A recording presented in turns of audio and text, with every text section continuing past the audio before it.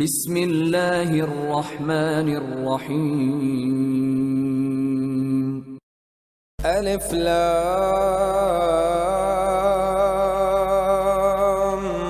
را. تلك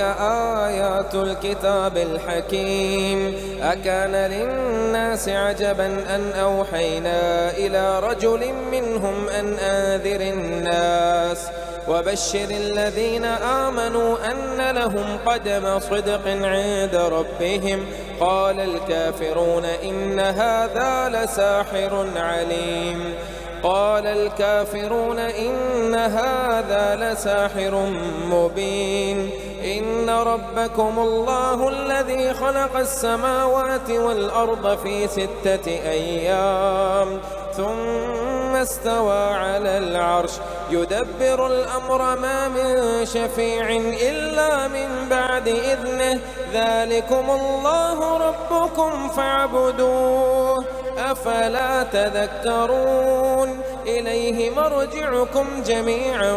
وعد الله حقا إنه يبدأ الخلق ثم يعيده ليجزي الذين آمنوا وعملوا الصالحات بالقسط والذين كفروا لهم شراب من حميم وعذاب أليم بما كانوا يكفرون. هو الذي جعل الشمس ضياء والقمر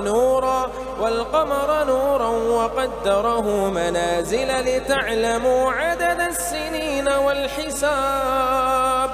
ما خلق الله ذلك إلا بالحق يفصل الآيات لقوم يعلمون. إن في اختلاف الليل والنهار وما خلق الله في السماوات والأرض لآيات لقوم يتقون. إن الذين لا يرجون لقاءنا ورضوا بالحياة الدنيا واطمأنوا بها والذين هم عن آياتنا غافلون أولئك مأواهم النار بما كانوا يكسبون. إن الذين آمنوا وعملوا الصالحات يهديهم ربهم بإيمانهم تجري من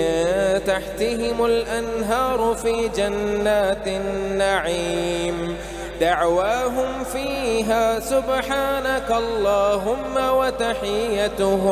وتحيتهم فيها سلام. وآخر دعواهم أن الحمد لله رب العالمين. ولو يعجل الله للناس الشر استعجالهم بالخير لقضي إليهم أجلهم فنذر الذين لا يرجون لقاءنا في طغيانهم يعمهون. وإذا مس الإنسان الضر دعانا لجنبه أو قاعدا أو قائما فلما كشفنا عنه ضره مر كأن لم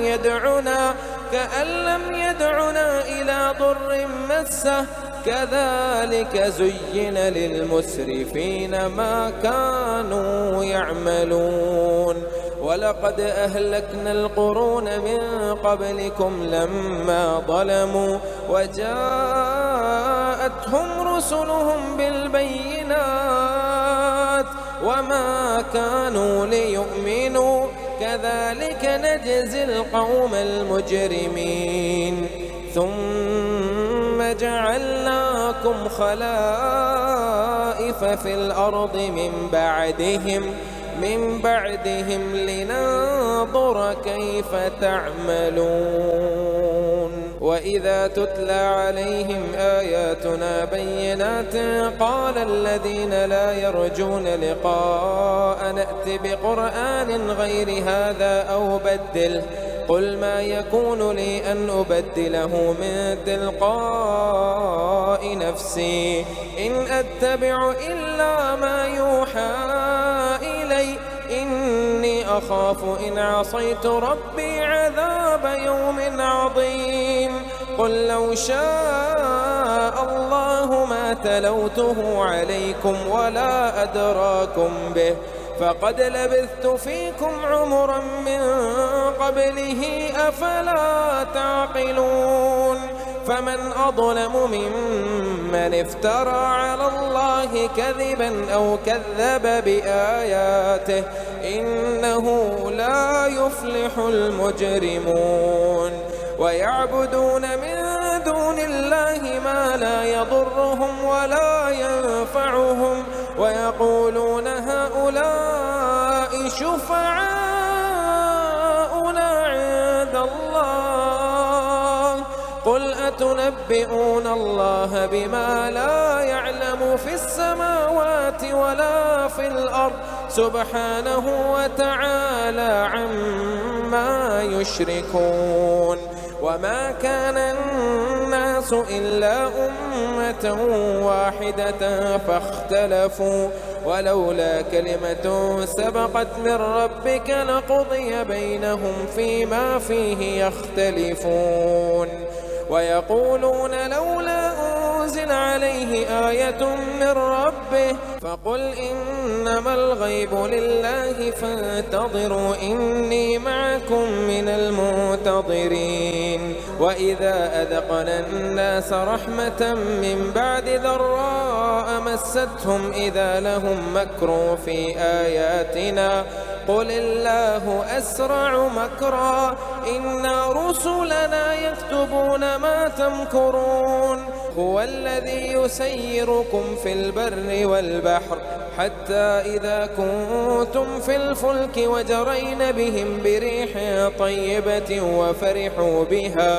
وفرحوا بها جاءتها ريح عاصف وجاءهم الموج من كل مكان وظنوا أنهم أحيط بهم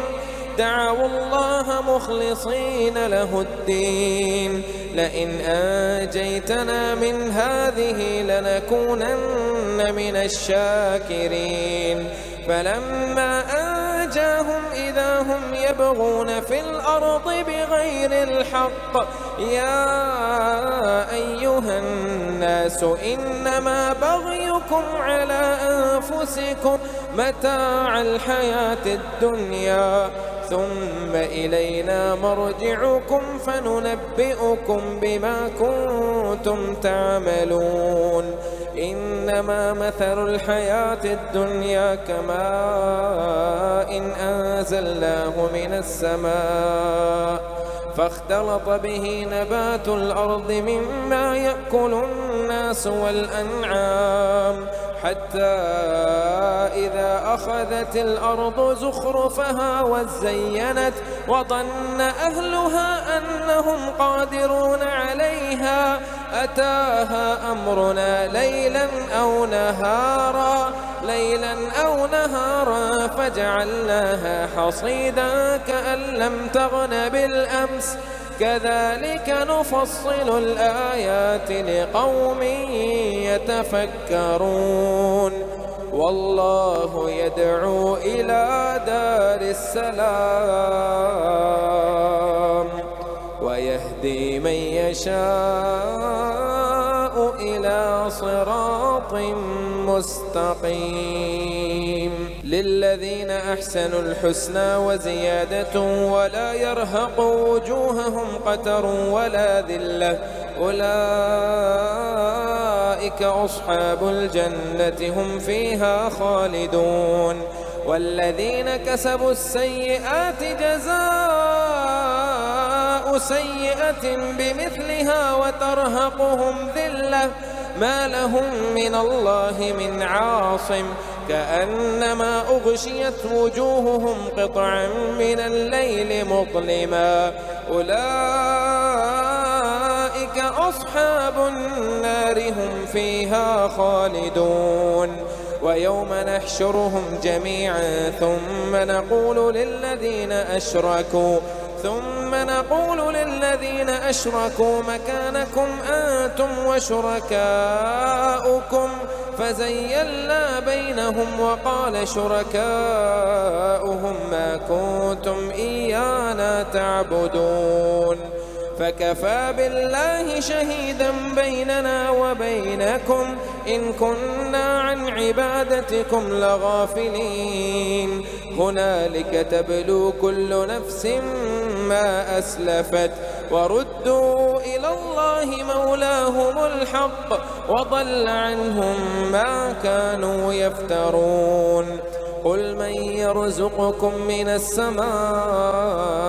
والأرض أم من يملك السمع والأبصار ومن يخرج الحي من الميت ويخرج الميت من الحي ومن يدبر الأمر فسيقولون الله فقل أفلا تتقون فذلكم الله ربكم الحق فماذا بعد الحق إلا الضلال فأنى تصرفون كذلك حقت كلمة ربك على الذين فسقوا أنهم لا يؤمنون قل هل من شركائكم من يبدأ الخلق ثم يعيده قل الله يبدأ الخلق ثم يعيده فأنى تؤفكون قل هل من شركائكم من يهدي إلى الحق قل الله يهدي للحق أفمن يهدي إلى الحق أحق أن يتبع أم من لا يهدي إلا أن يهدى فما لكم كيف تحكمون وما يتبع أكثرهم إلا ظنا إن الظن لا يغني من الحق شيئا إن الله عليم بما يفعلون وما كان هذا القرآن أن يفترى من دون الله ولكن تصديق الذي بين يديه وتفصيل الكتاب لا ريب فيه من رب العالمين أم يقولون افتراه قل فأتوا بسورة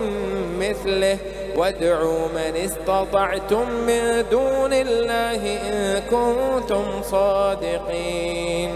بل كذبوا بما لم يحيطوا بعلمه ولما يأتهم تأويله كذلك كذب الذين من قبلهم فانظر كيف كان عاقبة الظالمين ومنهم من يؤمن به ومنهم من لا يؤمن به وربك أعلم بالمفسدين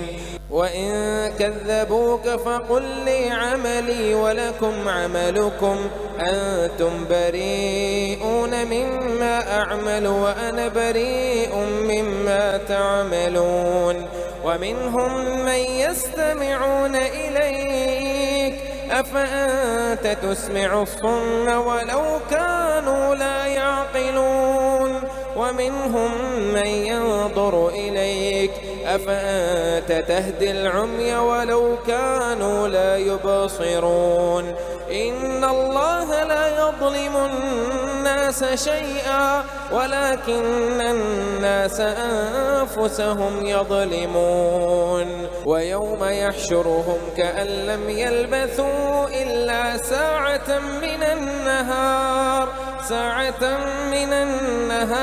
يتعارفون بينهم قد خسر الذين كذبوا بلقاء الله وما كانوا مهتدين وإما نرينك بعض الذي نعدهم أو نتوفينك فإلينا مرجعهم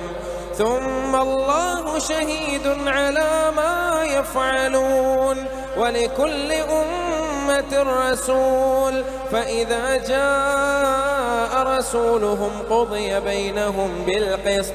بالقسط وهم لا يظلمون ويقولون متى هذا الوعد إن كنتم صادقين قل لا أملك لنفسي ضرا ولا نفعا إلا ما شاء الله لكل أمة أجل إذا جاء أجلهم فلا يستأخرون ساعة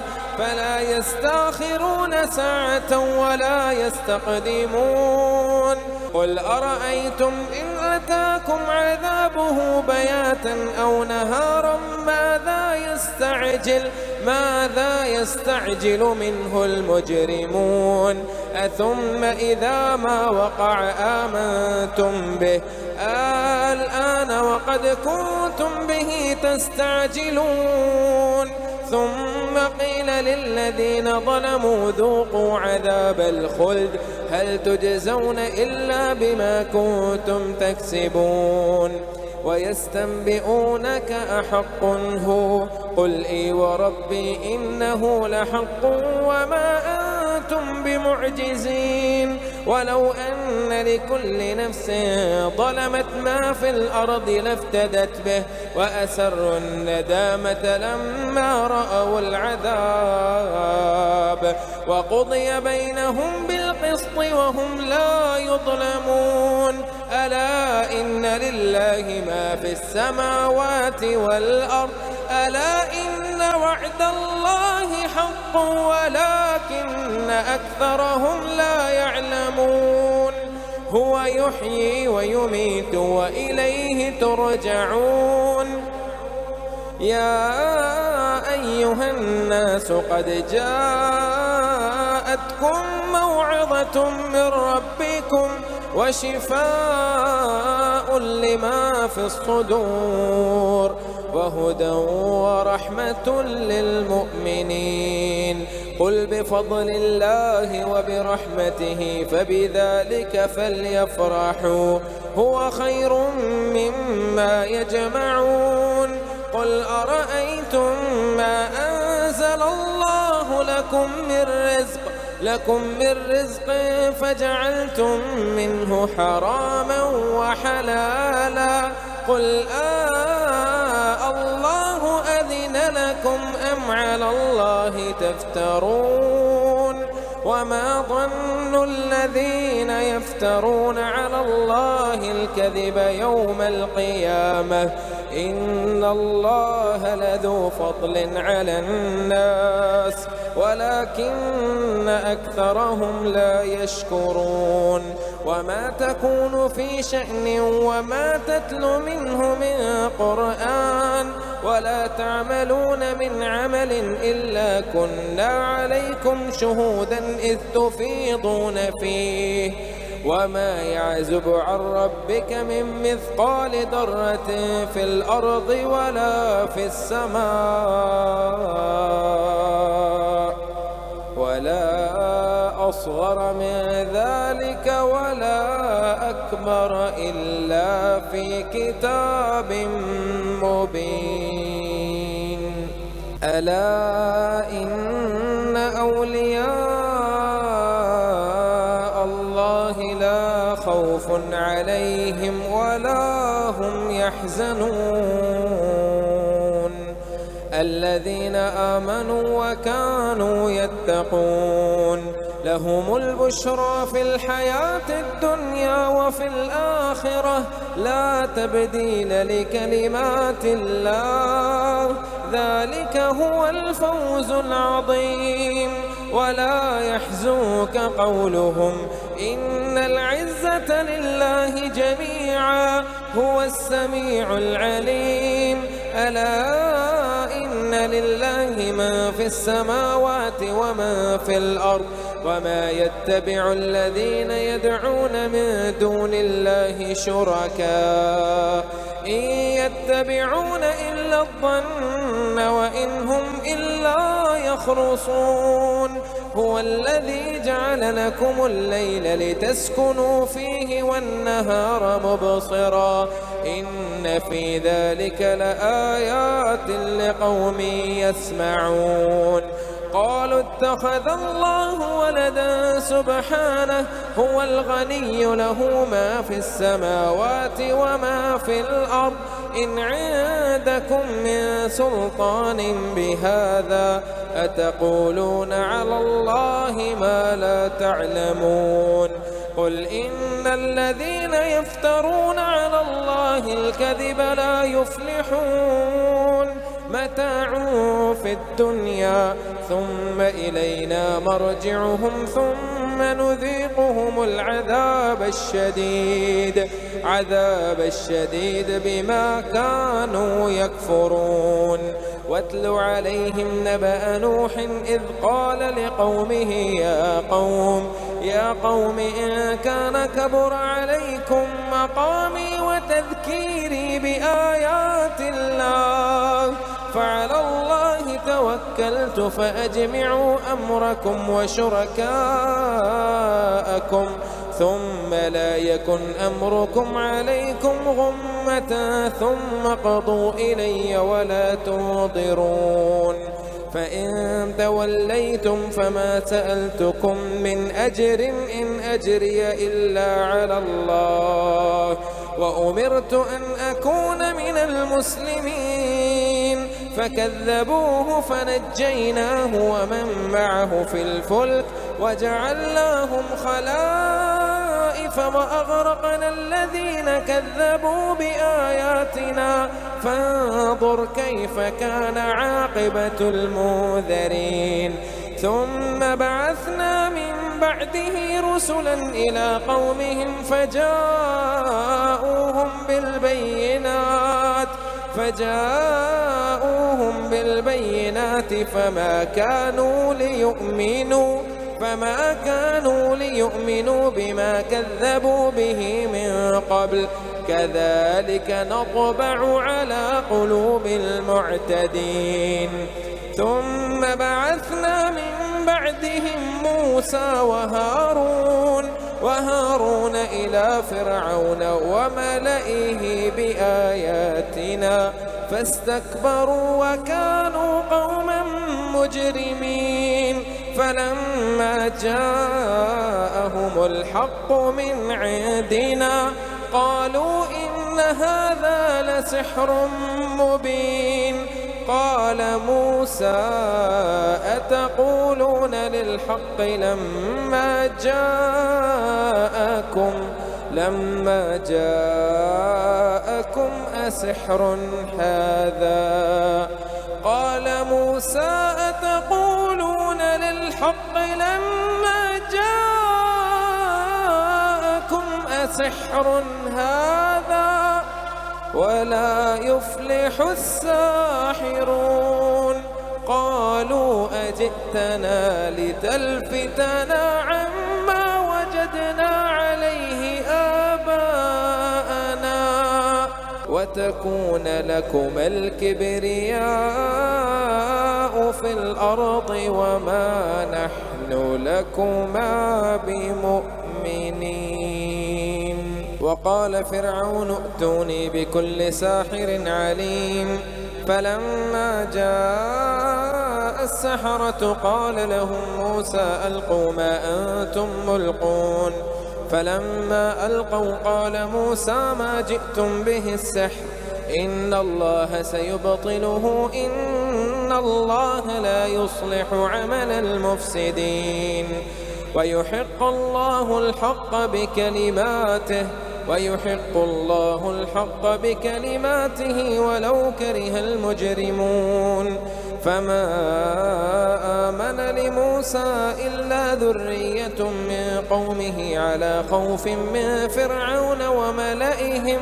وملئهم أن يفتنهم وإن فرعون لعال في الأرض وإنه لمن المسرفين. وقال موسى يا قوم إن كنتم آمنتم بالله فعليه توكلوا إن كنتم مسلمين. فقالوا على الله توكلنا ربنا لا تجعلنا فتنة للقوم الظالمين ونجنا برحمتك من القوم الكافرين. وأوحينا إلى موسى وأخيه أن تبوأ لقومكما بمصر بيوتا واجعلوا بيوتكم قبلة وأقيموا الصلاة وبشر المؤمنين. وقال موسى ربنا إنك آتيت فرعون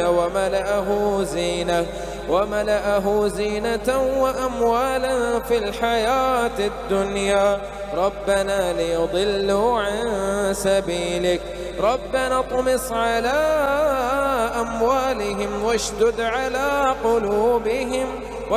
على قلوبهم فلا يؤمنوا حتى يروا العذاب الأليم. قال قد أجيبت دعوتكما فاستقيما ولا تتبعان سبيل الذين لا يعلمون. وجاوزنا ببني إسرائيل البحر فأتبعهم فرعون وجنوده بغيا وعدوا حتى إذا أدركه الغرق قال آمنت أنه لا إله إلا الذي آمنت به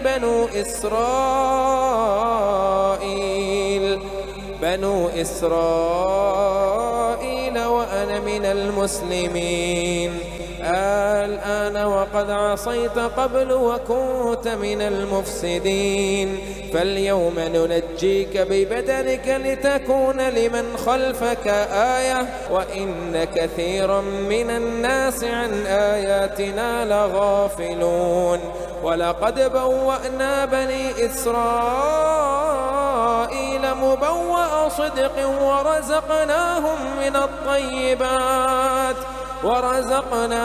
من الطيبات فما اختلفوا حتى جاءهم العلم إن ربك يقضي بينهم يوم القيامة فيما كانوا فيه يختلفون. فإن كنت في شك مما أنزلنا إليك فاسأل الذين يقرؤون الكتاب من قبلك لقد جاءك الحق من ربك فلا تكونن من الممترين ولا تكونن من الذين كذبوا بآيات الله فتكون من الخاسرين. إن الذين حقت عليهم كلمة ربك لا يؤمنون ولو جاءتهم كل آية حتى يروا العذاب الأليم. فلولا كانت قرية آمنت فنفعها إيمانها إلا قوم يونس لما آمنوا كشفنا عنهم عذاب الخزي في الحياة الدنيا ومتعناهم إلى حين. ولو شاء ربك لآمن من في الأرض كلهم جميعا أفأنت تكره الناس حتى يكونوا مؤمنين وما كان لنفس أن تؤمن إلا بإذن الله ويجعل الرجس على الذين لا يعقلون. قل انظروا ماذا في السماوات والأرض وما تغني الآيات والنذر عن قوم لا يؤمنون. فهل ينتظرون إلا مثل أيام الذين خلوا من قبلهم قل فانتظروا إني معكم من المنتظرين ثم ننجي رسلنا والذين آمنوا كذلك حقا علينا ننجي المؤمنين. قل يا أيها الناس إن كنتم في شك من ديني فلا أعبد الذين تعبدون من دون الله ولكن أعبد الله الذي يتوفاكم وأمرت أن أكون من المؤمنين وأن أقم وجهك للدين حنيفا ولا تكونن من المشركين ولا تدع من دون الله ما لا ينفعك ولا يضرك فإن فعلت فإنك إذا من الظالمين وإن يمسسك الله بضر فلا كاشف له إلا هو وإن يردك بخير فلا راد لفضله يصيب به من يشاء من عباده وهو الغفور الرحيم قل يا أيها الناس قد جاءكم الحق من ربكم فمن اهتدى فإنما يهتدي لنفسه ومن ضل فإنما يضل عليها وما أنا عليكم بوكيل واتبع ما يوحى إليك واصبر حتى يحكم الله وهو خير الحاكمين. بسم الله الرحمن الرحيم. ألف لام را كتاب أحكمت آياته ثم فصلت من لدن حكيم خبير ألا تعبدوا إلا الله إنني لكم منه نذير وبشير وأن استغفروا ربكم ثم توبوا إليه يرسل السماء عليكم مدرارا وأن استغفروا ربكم ثم توبوا إليه يمتعكم متاعا حسنا إلى أجل مسمى ويؤتي كل ذي فضل فضله وإن تولوا فإني أخاف عليكم عذاب يوم كبير إلى الله مرجعكم وهو على كل شيء قدير ألا إنهم يثنون صدورهم ليستخفوا منه ألا حين يستغشون ثيابهم يعلم ما يصرون وما يعلنون إنه عليم بذات الصدور